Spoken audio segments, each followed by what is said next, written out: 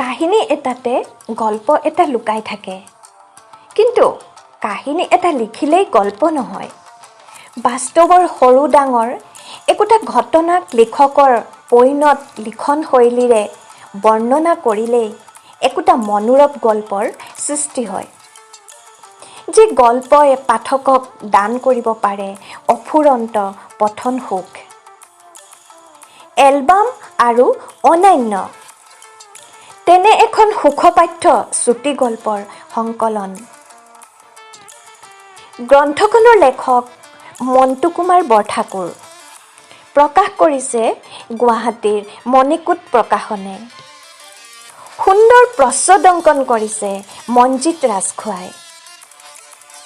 মুঠ পৃষ্ঠা সংখ্যা 228।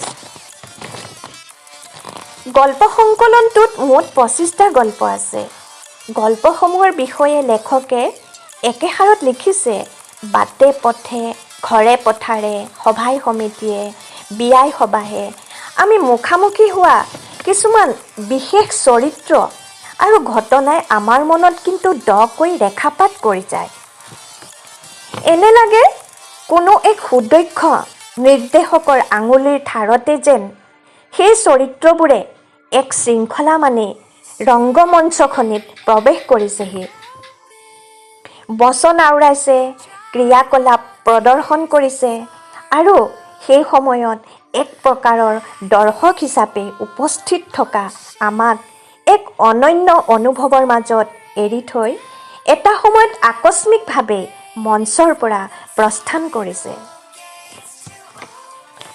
লেখকৰ অনুভৱ সকলো লোকৰে মনত হ'ব পাৰে, কিন্তু কেৱল লেখকসকলেহে এনে কাহিনী মনৰ মাজত গোপনে সাঁচি ৰাখে, যাৰ আলমত সৃষ্টি কৰিব পাৰে একোটা কালজয়ী গল্প, যাৰ সহায়ত লিখি উলিয়াব পাৰে একোখন সৰ্বজনপ্ৰিয় উপন্যাস।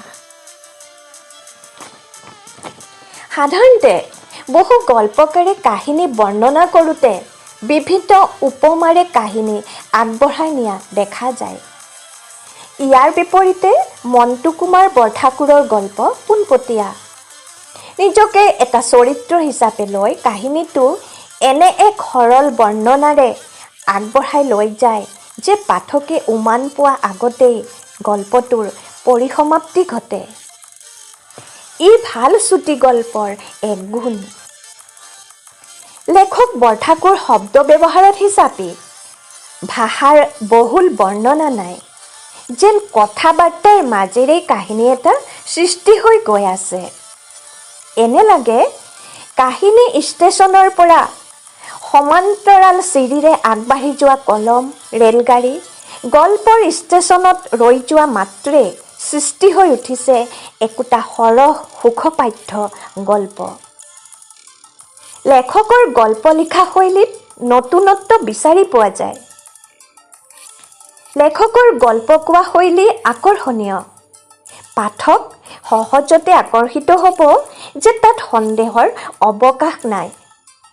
আহকচোন এটি গল্পৰ সোৱাদ লওঁ। গল্পৰ শিৰোনামা গুণগুণ।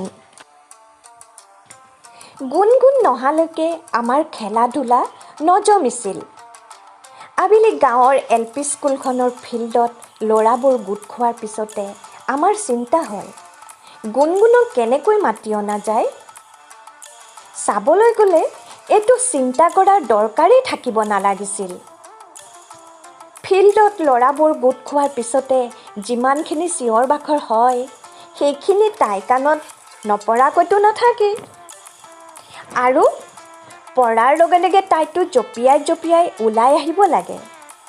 আচলতে তাই আহেও, কিন্তু পদূলি মুখতে অতন্দ্ৰ প্ৰহৰীৰ দৰে থিয় দি থাকে তাইৰ আইতাক।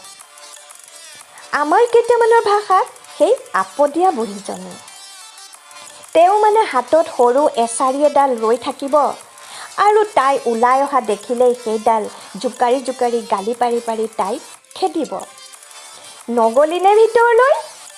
হেৰ, তই এতিয়া ডাঙৰ হ'লি, এতিয়া আৰু সেই ল'ৰাগালৰ লগত জঁপিয়াই জঁপিয়াই খেলি থাকিলে 10টা কথা নক'বনে? যা যা ভিতৰলৈ যা। তেতিয়া হয়তো মুখখন বেকা কৰি কৈ শব্দ এটা কৰি বাৰাণ্ডাৰ বেঞ্চখনতে তাই মুখ উফুন্দাই বহি থাকিব। আৰু ইফালে আৰম্ভ হয় আমাৰ ল'ৰাগালৰ বিষাদ যুগ। কি খেলিবা আৰু? কিন্তু খেলখন বাদ দিবওতো নোৱাৰি। তাই নিজে আহি নেখেলিলেও সিহঁতৰ ঘৰৰ আগফালৰ বাৰাণ্ডাখনত তাই নীৰৱ উপস্থিতিটোৱে আমাৰ ল'ৰাখিনিৰ বাবে উৎসাহ অনুপ্ৰেৰণাৰ এক ডাঙৰ উৎস হৈ থাকেহি। সেইটো উৎসাহতে হয়তো সিহঁতে প্ৰচণ্ড উত্তেজনাৰে চিঞৰ বাখৰবোৰ আৰু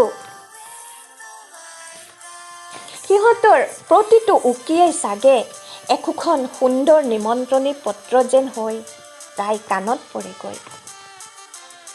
কিছু সময়ৰ পিছত এখোজ দুখোজকৈ তাই ওলাই আহিব আৰু আগফালৰ ষ্টেপতে লাহেকৈ বহি লগে লগে খেলাৰ মাজতে ইটোৱে সিটোলৈ চকুৰে ইংগিত একোটা দিব। হ'ব, তাতে বহি থাকিলেও হ'ব। মুঠতে ওচৰে পাজৰে ক'ৰবাত নহয় ক'ৰবাত তাই থাকিলেই হ'ল। হয়তো অলপ আঁতৰৰ পৰা আইতাকে তাইৰ ওপৰত চকু এটা ৰাখে। তথাপিও ঘৰখনৰ মান সন্মানত কোনো প্ৰকাৰৰ আঁচ এডালো পৰিবলৈ নিদিয়াৰ এক মৌন প্ৰতিশ্ৰুতিৰে আইতাকক আশ্বস্ত কৰিবলৈ চেষ্টা এটা কৰি তাই বহি থাকে। লাহে লাহে খেলৰ উত্তেজনাখিনি বাঢ়ি আহি থাকে। মানে তাইলৈ ইখনৰ পিছত সিখনকৈ নিমন্ত্ৰণী পত্ৰ প্ৰেৰণ কৰা হৈ থাকে। কিছু সময়ৰ পিছত তাই উঠি আহি জপনাখনতে দুহাতেৰে ভেজা দি থিয় হৈ ৰয়হি। ইফালে খেলুৱৈকেইটাৰ লগত দৰ্শককেইটাৰো আনন্দ উত্তেজনাখিনি বাঢ়ি গৈ থাকে। হাই উৰুমিৰ লগতে সুহুৰি আৰু উকিবোৰতো থাকেই। কোনোবাই এপাকত তাই জপনাখন খোলে আৰু এখোজ দুখোজকৈ ৰাস্তাত উঠেহি। এতিয়া ৰাস্তাটো পাৰ হৈ দিলেই চিধা ফিল্ডখন। পৰিস্থিতি হাতৰ পৰা এৰাই যাওঁ যেন হওঁতেই হাতত এচাৰিডাল লৈ আইতাকজনীও তাইৰ পিছে আহি থাকে। পিছে ৰাস্তাত উঠাৰ পিছত আইতাকৰ মাতষাৰ কিছু কোমল হৈ পৰে। মানে যিমানেই যি নহওক বাহিৰা মানুহৰ আগত নাতিনীয়েকক টান কথা দুআষাৰ শুনাবলৈ চাগে তেওঁ বেয়া পায়। তথাপিও তাই যাতে ল'ৰাজাকৰ মাজত সোমাই নপৰেগৈ তাৰ বাবে আইতাকে তীব্ৰ দৃষ্টি ৰাখি থাকেহি। ল'ৰাখিনিৰ মাজত ইতিমধ্যে চকুৰ ইংগিতেৰে বুজাবুজিখিনি হৈ যায়। কোনোবা এপাকত বলটো উৰি গৈ গুণগুণৰ মূৰৰ ওপৰ পায়গৈ। বলটো নেটৰ পাৰ হ'ল কি নহ'ল, তাই কিন্তু কোৰ্টত সোমায়েগৈ। ইমান দেৰি সকলো যেন ৰৈ আছিল কেৱল এই মুহূৰ্তটোলৈকে।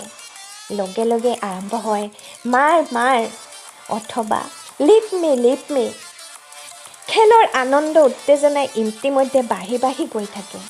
এটা সময়ত দৰ্শক ৰূপে উপস্থিত থকা আইতাকেও হয়তো পাহৰি যায় নিজৰ লগতে নাতিনীয়েকজনীৰ সন্মান আৰু দায়িত্বৰ কথা। তেওঁ চিঞৰি দিয়ে, এই মাৰ নেৰিবি।